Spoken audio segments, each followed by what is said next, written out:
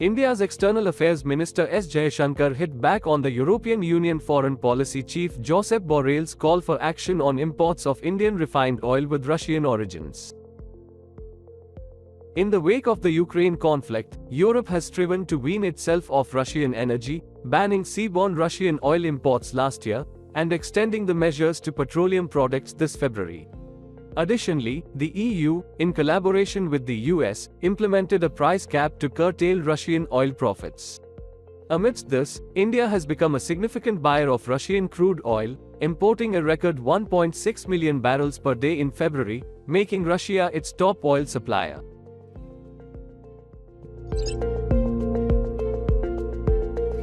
Government figures also indicate that India's exports of refined products to Europe, which may have been produced from Russian crude, have increased sharply. According to some estimates, India's petroleum product exports to the European Union rose to 11.6 million tons in the period between April 2022 to January 2023. This represented a 20.4% jump year-on-year. Critics have characterized these sales as a circumvention of the EU's sanctions on Russia, given the use of Russian crude in making these refined products. It was in this context that EU Foreign Policy Chief Josep Borrell's comments must be considered.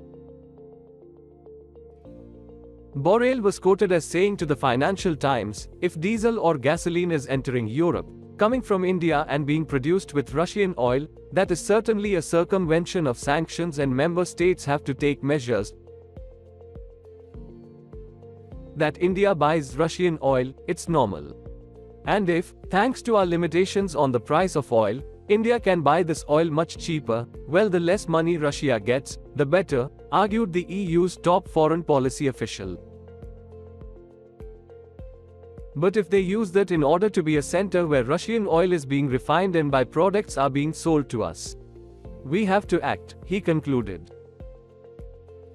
This prompted a pushback from India's External Affairs Minister S Jaishankar, who was in Brussels for the first ministerial meeting of the India-EU Trade and Technology Council.